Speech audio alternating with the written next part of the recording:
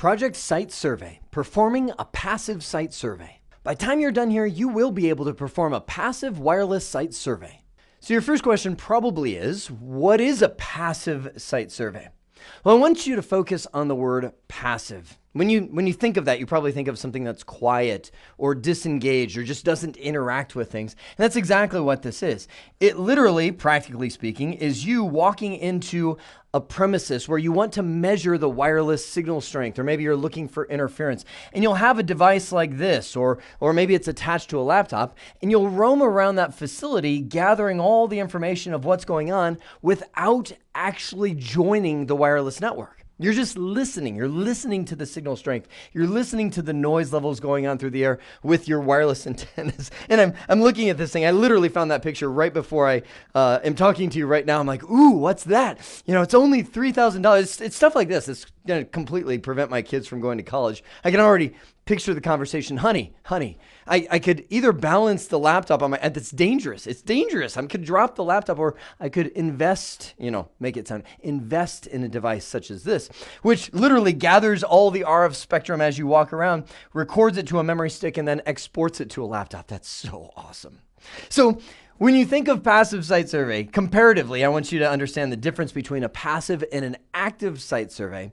Active means you do the same exact thing, but you literally join the wireless network that's there and then perform some throughput tests. Maybe it's a bandwidth test, or maybe it's just sending a constant ping to a destination while you go around. So it also, in addition to gathering the noise levels and all that kind of stuff, gathers the packet loss and delay. Now, you might wonder, well, why wouldn't you always do an active survey? Well, first and foremost, you may not even have the access information for the wireless network. You might be trying to gather information about competing wireless networks that aren't even yours in the area. So an active survey isn't always necessary. When you think about a passive survey, there's really two times to perform it: pre-installation and post-installation.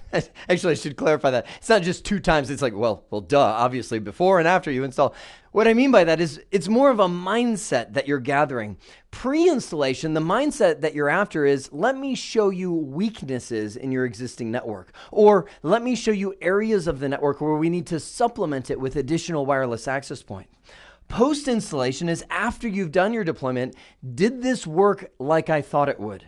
Did this provide the level of coverage? Did this have any signal overlap with the two wireless access points that I had to install a little bit closer than I had hoped to? Pre-installation is when you're gathering information of what you're going to replace, fix, or supplement. Post-installation is usually slight adjustments. Now, I joke around about that little handheld $3,000 unit on the previous slide, but I will tell you the truth. Site survey software is not cheap. The only two that I've used has been Ekahau and AirMagnet, which are kind of the name brand in site survey software. They run anywhere from $4,000 to $7,000 one-time cost. Right? And if that's not enough, they also require you to purchase your first year of maintenance, which runs $1,000 typically per year. And where they really get you is if you let that thing expire, you're like, haha, I'll let it expire and then I'll just renew it, 3 years later when I really need it. They're like, no. We'll actually charge you for not only your renewal of 1 year, but all of the backdated years that you decided to skip because we've been making constant improvement. Oh man, gets me so mad. Although I'm sure if it was my company, I'd do the same thing. So it's an investment. It really is an investment in a skill set of site surveys. Now, there's others out there. I just haven't been brave enough to use them. I've used a lot of the free ones, and I'm like, it's kind of like, it's free, and you can tell it's free.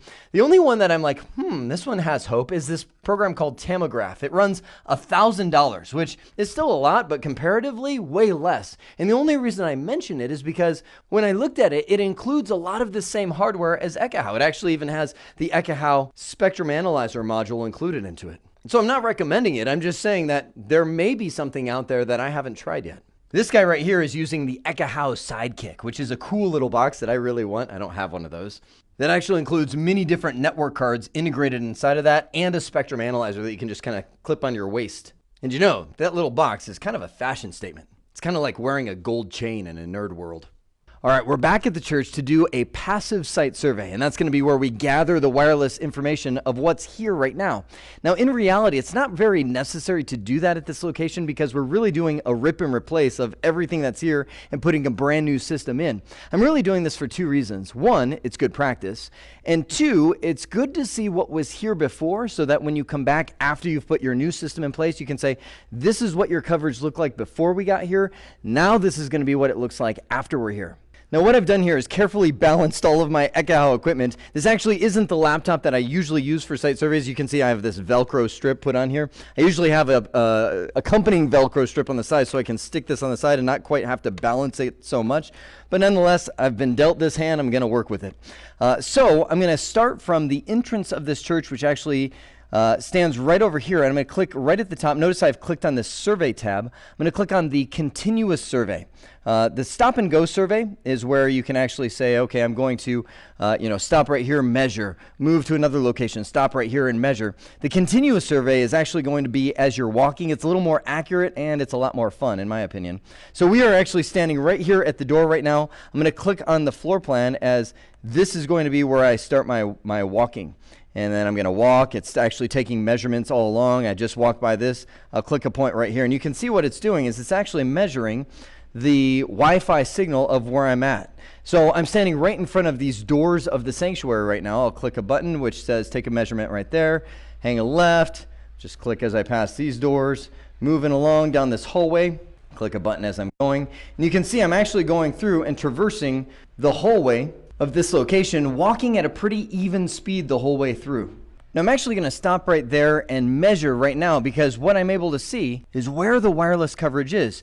Based on what Ekahau knows right now, it says, okay, I'm guessing there's a wireless access point somewhere around here. Now I know it's actually behind this wall, but just based on where I've walked, it's saying, the signal is strongest right here, so I'm assuming this is where it's at with this one single path that you've walked. Now you can see down in the lower right-hand corner, we've got all of these different ratings where we see, negative 90 dB, negative 70. Where we pass negative 70 is where we move into this gray. Now, again, this is just based on where we've walked, based on the walls that I've drawn on this floor plan.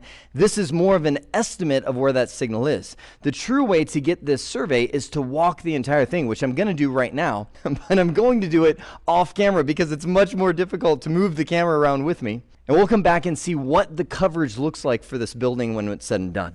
All right, the survey is finished. Now take a look. You can see this is where I initially walked and I stopped right about here. But once I walked the rest of the way, and you can see it's just following the path all the way through the building. I actually went outside the building, inside these doors, down through each one of these things.